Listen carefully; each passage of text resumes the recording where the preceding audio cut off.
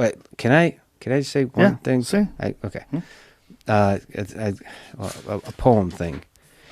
A lot of people ask me to sing again because of my sexy voice. No, they didn't. Nobody. My mom was like, okay. Even my mom didn't say it. maybe that second song. Maybe maybe play piano or something. No. I just want to say, because we're talking about love. My grandmother passed away just several days ago, and for me, okay, everybody's different, but for me, she was one of the key people in my life that raised me. She is responsible for much, let's say, much of the good that I am. So she lived through Golodomor in the early 30s. I'm not sure if you're familiar with it. Most people think about the Holocaust or the atrocity of the 20th century, but Golodomor in Ukraine was when, basically because of the decisions that Stalin made, millions of people starved. There's stories, that's for another time. If you want to really hear about it, ask Jordan Peterson about it. I have. We've talked about it. And there's stories where it's thousands of people practiced cannibalism. They ate their children. So this is what just to give you a context of what starvation does to the human beings, right?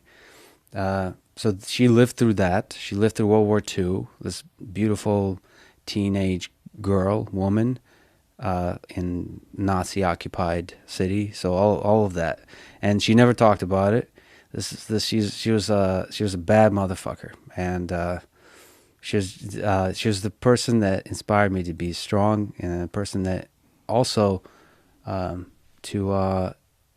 put love out there, because like she loved her husband that passed away in the 80s, but it was always radiated this like deep love for other human beings that was forever. Like the reason I talk about love a lot is she made it okay for me. My dad, sorry to go on tangents, but like my dad is this witty Jew who's afraid to say anything. Now he's kind of like Eric Weinstein. He's like brilliant. He says stuff that's really interesting and clever. My grandmother taught me that sometimes it's okay to say the cliche, simple thing. You don't always have to be super intelligent, super interesting, super complicated and eloquent.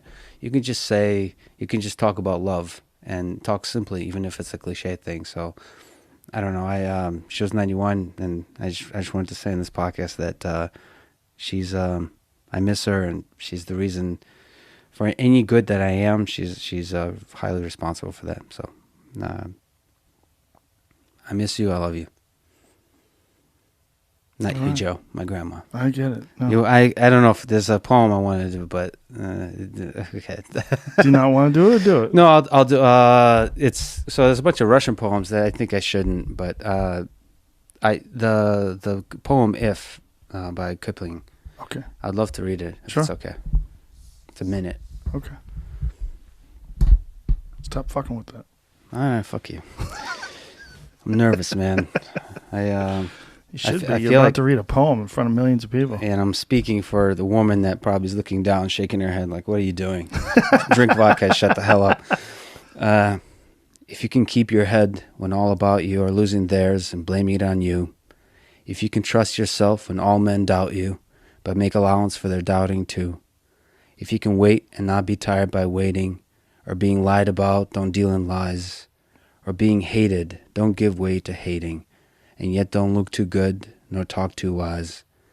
If you can dream and not make dreams your master, if you can think and not make thoughts your aim, if you can meet with triumph and disaster and treat those two impostors just the same, if you can bear to hear the truth you've spoken, twisted by knaves they make a trap for fools, or watch the things you gave your life to broken, and stoop and build them up with worn-out tools.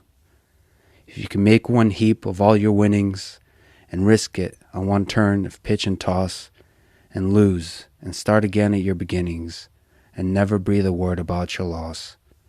If you can force your heart and nerve and sinew to serve your turn long after they're gone, and so hold on when there's nothing in you except the will which says to them, hold on.